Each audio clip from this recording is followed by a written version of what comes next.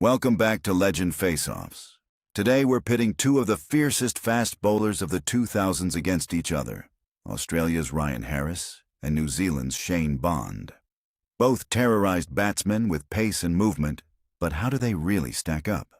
Ryan Harris, a right-arm fast bowler who debuted for Australia in 2009 and became a mainstay in Test and ODI cricket until injuries curtailed his career. A genuinely fast bowler with an aggressive, skiddy action, Harris terrorized batsmen with bounce and late movement. Shane Bond, widely regarded as one of New Zealand's greatest quicks, Bond combined blistering pace with swing and ruthless accuracy. When fit, he was a genuine match winner across formats. Let's talk pure speed. Harris consistently sat in the fastest bracket of pacers of his era, regularly touching the mid-140s, enough to trouble world-class batsmen with late swing and nagging seam movement.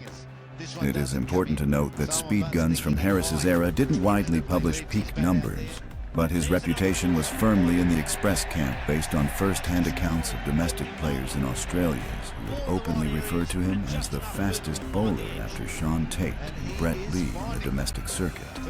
Bond, on the other hand, cracked the radar. His fastest recorded delivery was 156.4 kilometers per hour, 97.1 miles per hour, against India in 2003, making him one of the fastest ever recorded bowlers. That speed, combined with wicked swing and pinpoint death overs bowling, made Bond special, especially when he pitched it in full or unleashed late-in swinging Yorkers. He consistently operated above 145 kilometers per hour when fit. Now the numbers. Ryan Harris finished his international career with 113 test wickets after only 27 games at an average of 23.52 and an impressive strike rate of 50. 44 ODI wickets at an average of 18.90, striking at an amazing 23.43. Albeit he only played 21 matches, so it is safe to assume that his strike rate may have changed over the course of time. Nonetheless, a strike rate that low is very impressive, regardless. 5 wicket hauls in tests and career best figures of 7 for 117. Harris's numbers reflect a bowler who was dependable, quick, and very tough to score off when in rhythm. Shane Bond's striking ability was ferocious. In tests, he claimed 87 wickets in just 18 matches with an average of just 22, and one of the best strike rates in history, just 38. He consistently clocked speeds above 145 kilometers per hour and regularly troubled the best batsmen.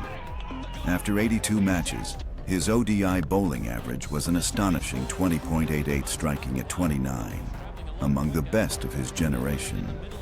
Harris gave us terrifying spells like his unforgettable delivery to clean up Sir Alistair Cook in the Ashes, underscoring that when Harris was on, he was truly intimidating. Bond gave us pure pace terror.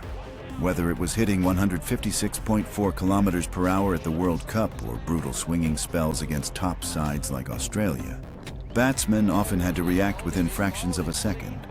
Bond's in-swinging Yorkers and late movement were unplayable at times. Both careers were sadly hampered by injuries. Harris had to fight repeatedly just to stay fit, while Bond's recurring stress fractures kept him from reaching the volume of matches that the world would have loved to have seen. Harris is remembered as a bowler's bowler, menacing, consistent, and a key part of Australia's attack in the early 2000s. Bond is remembered as the express terror, one of the quickest and most lethal bowlers New Zealand has ever produced. So who wins this face-off? On pace and measurable firepower, Bond holds the edge. In impact, both were incredibly effective versus the best batsmen and sides of their overlapping eras, with Bond being the OG Aussie slayer, consistently wrecking Australia's batting lineup, which included legends like Adam Gilchrist, Matt Hayden, Ricky Ponting, Damian Martin, and Michael Bevan, just to name a few. Ryan Harris, on the other hand, was dismantling peak English and South African test sides for fun, dismissing legendary batsmen like Kevin Peterson, Alistair Cook, Hashim Amla, Graeme Smith, A.B. de Villiers, and others, regularly.